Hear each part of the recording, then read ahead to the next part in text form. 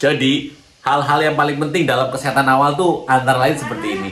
Hal yang akan membuatmu lolos dan membuatmu menambah persen-persen kemungkinan kamu bisa jadi pegawai. Check this out.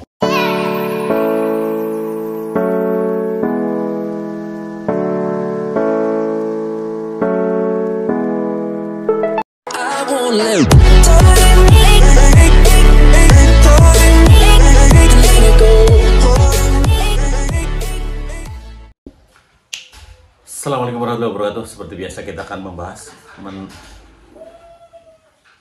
melanjut yang video kemarin.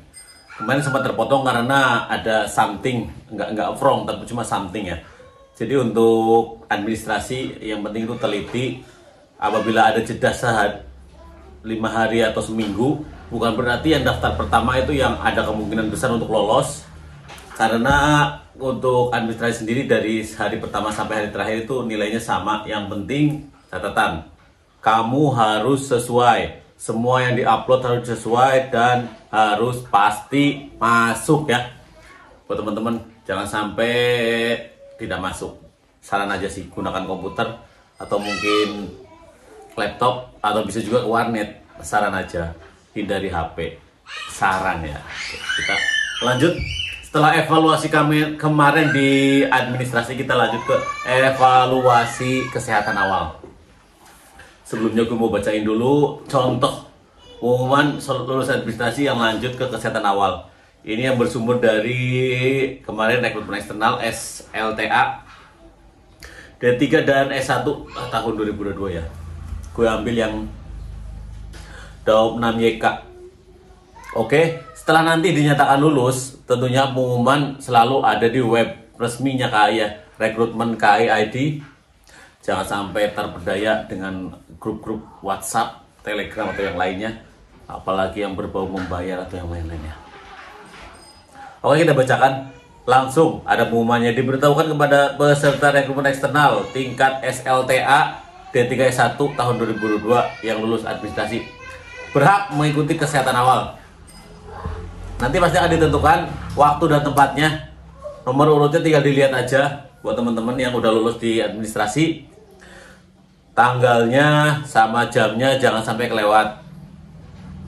Kakak semua harus datang di jam dan tanggal yang telah ditentukan. Nanti di situ langsung muncul. Terus adapun ketentuan seleksi kesehatan awal sebagai berikut. Karena masih pandemi ya. Berkaca dari kemarin tuh yang udah booster 3 kali gak usah rapid, tapi yang belum harus rapid 1 kali 24 jam yang terkoneksi ke aplikasi Peduli Lindungi. Kartu peserta asli. Jadi buat teman-teman yang kemarin lolos administrasi itu udah berhak mencetak yang namanya kartu peserta ya. Nanti akan diverifikasi pada saat kesehatan awal, dicap, distempel, setelah distempel, dibubuhkan foto, dilaminating boleh nggak? Boleh. Jangan sampai hilang ya.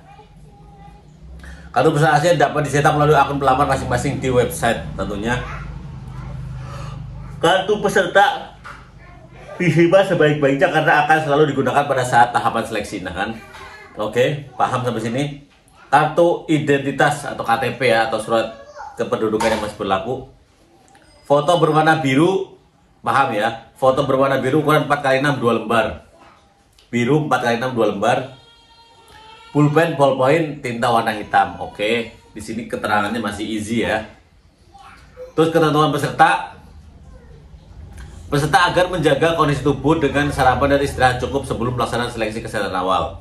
Oke, masuk akal. Buat teman-teman yang seleksinya di luar kota karena daftarnya mungkin adanya di kota itu atau mungkin sengaja di daftar di daup tertentu, diusahakan sih kalau emang punya semacam riwayat, dalam artian ketika kamu dilaju atau naik motor jauh, naik kendaraan jauh, punya riwayat tensinya kurang bagus, saran sih bener menginap ya. Sorry, semalam beres jam 2 cuy. Ini sekarang jam setengah 12 pagi, siang ya. Kemudian lanjut ke peserta wajib untuk 3M, oke paham lah. Diwajibkan menonaktifkan HP, fine. Wajib berpenampilan rapi nih ya. Berpakaian atasan kemeja putih, celana kain berwarna dasar gelap, bersepatu hitam pantofel. Boleh lengan pendek, boleh lengan panjang untuk atasannya. Untuk pantofel wajib jangan ditawar. Boleh nggak Kak berdasi? Di sini tidak ada keterangan wajib atau enggaknya, disarankan boleh. Peserta wajib datang sesuai jadwal yang telah ditentukan. Oke, paham ya.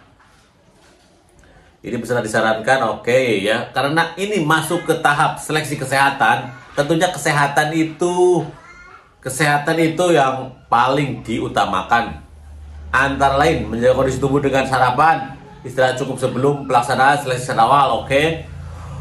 Menjaga kesehatan dan kebersihan diri, misal kebersihan liang telinga, bebas dari kotoran, sumbatan telinga, dan kebersihan gigi, bebas dari karang gigi dan gigi berlubang. Nah, di sini udah paham nih, udah mulai ada tips-tips, udah mulai ada spill. Jadi telinga harus bersih ya bersih normal lah. Kalau yang punya uang lebih boleh ke THT silahkan. Kemudian untuk karang gigi dan gigi berlubang, teman-teman kalau emang ada karang giginya disarankan, benar-benar di sini udah ditulis dibersihkan scaling. Kalau untuk harga scaling setiap daerah beda-beda. Kalau di Liku kemarin ada di KF itu sekitar 230 ya. Kemudian ada gigi berlubang. Kak, kalau gigi saya berlubang gimana ditambal? Kalau kayak gitu mengurangi nilai nggak? Yang paling tahu cuma panitia. Kita fokusnya ke pemenuhan kebutuhan duduk diri sendiri. Kalau untuk yang kemarin itu yang berkacamata boleh ya. Membawa kacamata dengan catatan membawa hasil dari dokter ya ataupun optik. Tapi yang jelas kalau untuk masinis wajib normal. Istirahat cukup ya tentunya, karena istirahat itu mempengaruhi nanti ke tensi kalian dan lain-lain lah ya. Tidak melakukan aktivitas berat sebelum pemeriksaan kesehatan, demikian. Jangan melakukan aktivitas berat dulu lah. Kemudian di sini ada penjelasan tentang pengumuman hasil seleksi kapan, kemudian melakukan pengecekan secara berkala, oke, fine. Dan ini yang paling keren, seleksi. Oh ini, masyarakat dimohon untuk hati-hati terhadap informasi yang tidak benar terkait rekrutmen PT KAI. Dan agar mengabaikan pihak-pihak yang menjanjikan dapat membantu meluluskan peserta rekrutmennya. Jadi kadang ada oknum-oknum yang mengatasnamakan kereta yang dapat memberikan kemudahan-kemudahan dalam melewati setiap tahapan dengan membayar sejumlah uang. Hati-hati ya. Seleksi penerimaan pekerjaan menggunakan sistem gugur dan keputusan panitia tidak dapat digugat. Jadi buat teman-teman yang nanti di sana awal itu ada 5 ya, ada 5 sekitar 5 tahapan lah kalau nggak salah ya. Nanti gue jelasin setelah ini nih. Di sini langsung metu keluar jumlahnya. Di sini kemarin di YK itu ada sekitar banyak ya. 2402. Oke, kita kupas kesehatan awal ya. Teman-teman tuh kadang tidak mempersiapkan diri dalam artian hal-hal yang benar-benar menjadi titik berat ya. Kita bahas ke tensi dulu. Di dalam aja kan, di luar aja kan. Tensi ya. Kak, apa aja sih tahapannya?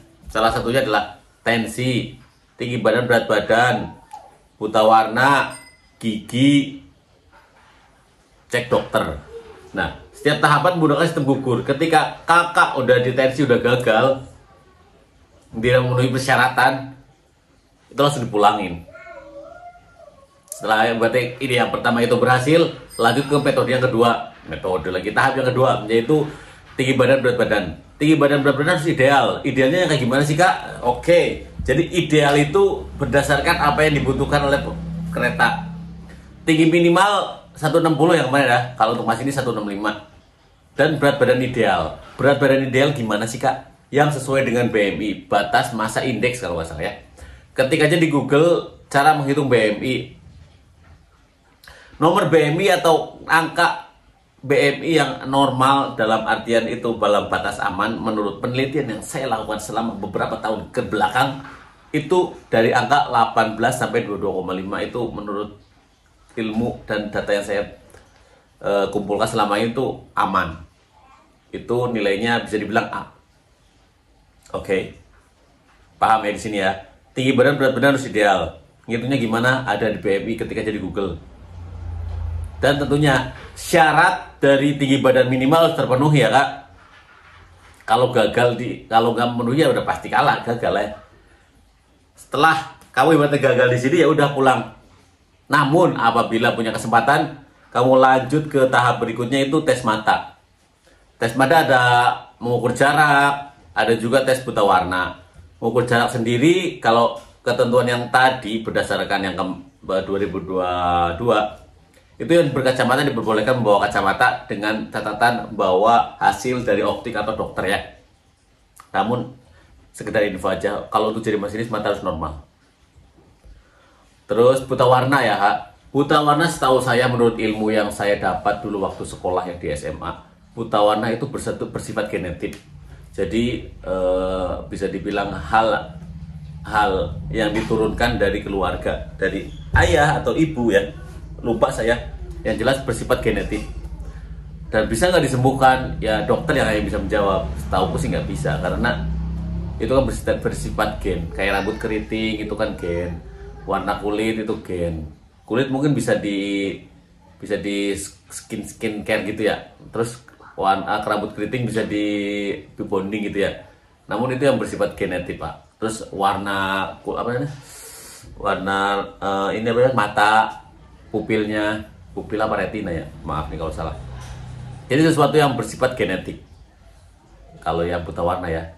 Kalau ingin penjelasan lebih detail lagi, silahkan mampir ke dokter lah. Aku sih dapat ilmunya cuma waktu SMA. Setelah kamu lolos, kalaupun kamu gagal di sini ya udah pulang. Udah bisa lanjut ke tahap berikutnya. Setelah tadi udah mata kan tadi ada buta warna sama jarak. Lanjut ke yang namanya gigi. Gigi di sini dicek ya Kak. Tadi tentang kerapian. Kak, kalau pakai behel boleh nggak? Pakai behel terus terang ya. Ibaratnya setahu saya sih just my opinion aja sih. Kalau emang buat teman-teman yang ngerasa punya masalah tentang gigi, behel ya dicoba dulu. Kalau emang bisa, don't worry. Kalau emang bisa. Tapi kalau emang sudah tidak bisa dicopot dalam artian lagi masa penyembuhan, pakai aja nggak apa-apa. Ini my opinion aja ya, saran aja dari diriku. Karena gimana ya, pantas nggak sih dicek terus ada behelnya? Dokter sih paling paham sih. Terus kalau giginya nggak rata gimana Kak? Ya itu tadi pakai behel.